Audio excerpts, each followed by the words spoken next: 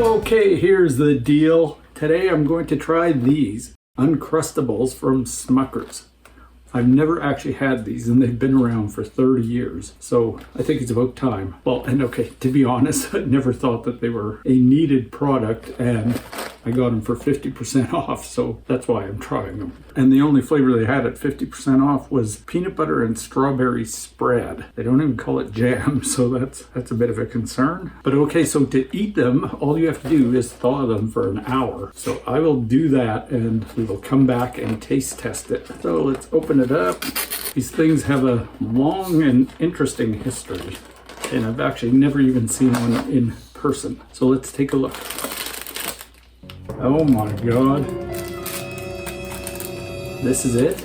Okay, you're never gonna believe how much these cost.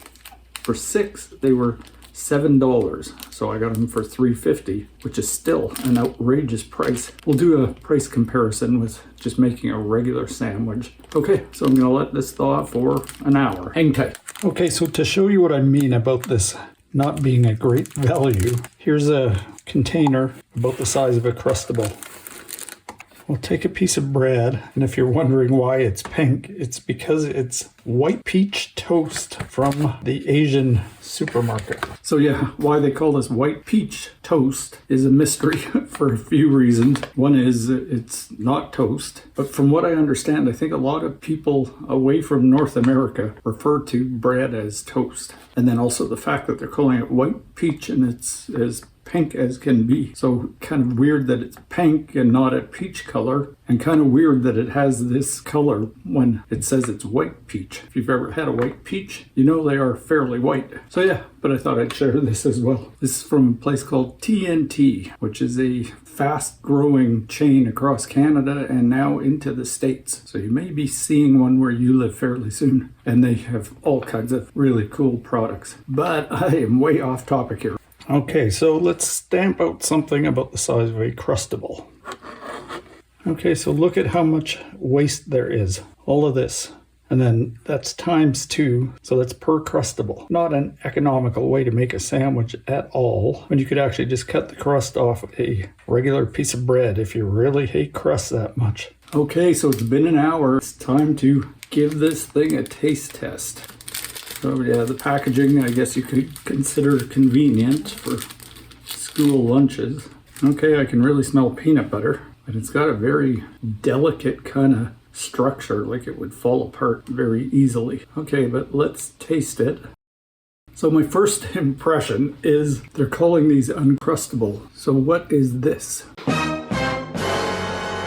My first bite was almost all crust, or a lot of crust. So if it's Uncrustable, why am I eating a crust?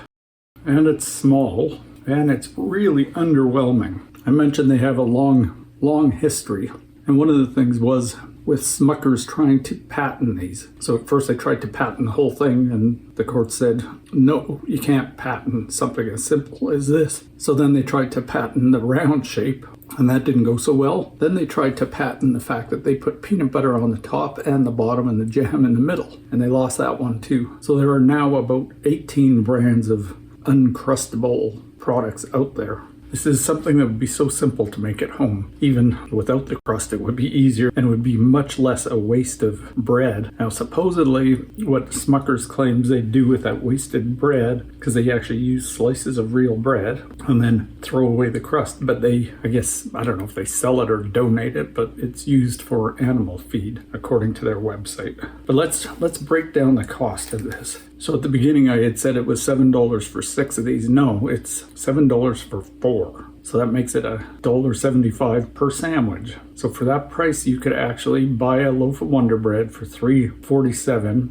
which contains 20 slices. So that's 17 cents a slice, or 35 cents to make a sandwich with 2 slices. And then say 10 cents for peanut butter and 10 cents for jam. I think I'm being generous with that. So you could create one of these for about 55 cents and have no waste. Or for $7 you could make 12 sandwiches, not 4. So yeah, really not a wise use of your money to buy these. I don't want to sound judgmental, but who is buying them and why? Plus the box is huge, so it would be taking up a lot of room in your freezer that could be used for other things. Okay, let's try another bite. I got mostly peanut butter in that bite, and the peanut butter is actually quite salty. So that brings me to the ingredients. Let's take a look. So one of these sandwiches has 210 calories. So that's quite substantial for a sandwich that isn't going to fill me up. And sugar is only 10 grams. That's surprising because things made for kids especially usually has way too much sugar. And the sodium is 220 milligrams, or 10% of your daily allowance. So, and now let's take a look at what these are made of. Bread with 6.2% whole wheat flour. 6.2. So that means the other 94% is pure bleached white, not good for you flour. Okay, and then the peanut butter has peanut, sugar cooking molasses, peanut oil, fully hydrogenated vegetable oil, salt, mono and diglycerides, and the strawberry spread, because no, we don't want to call it jam, is strawberries, pectin, citric acid, potassium sorbate, mono and diglycerides. And these may contain hazelnut milk, mustard, oat, soybean, and triticloth. So yeah, not the healthiest food on the planet. If you made them at home with natural peanut butter and real homemade jam, you'd be doing your kids or you a favor by eating those. Okay, so I'm not impressed at all. I've waited almost 30 years to try one, and I could have waited another 30. So yeah, on a scale from 1 to 10, I'm going to give these like a -4, just based on the packaging. Lots of packaging, horrible ingredients, and an overall simpleton idea that really shouldn't have ever made it to market, in my opinion. Okay, and the directions, they have directions to eat one of these is keep frozen, thaw, and eat. Directions: keep frozen until ready to eat. Thaw 30 to 60 minutes at room temperature. Refrigeration will quickly dry out the sandwich. Eat within 8 to 10 hours of defrosting for best flavor. Do not microwave. With a name like Smucker's, it has to be good, and yet it's not. Okay, they also say thaw and eat, and then no artificial flavors or colors, no high fructose corn syrup, and 6 grams of protein. So these were actually reformulated a few years ago to get rid of that high fructose syrup. So that's a good thing, but still, they're not a good thing. Okay, so that's it. That's all. That's the deal with this highly pointless product. If you like this video, please give it a thumbs up, and if you haven't already, please subscribe. I'd really appreciate it, and leave me a comment. Let me know what you think of these. Help me rationalize why these exist, because I am totally confused by it. Okay, so that's it. That's all. Thanks for watching. Bye. Or boom.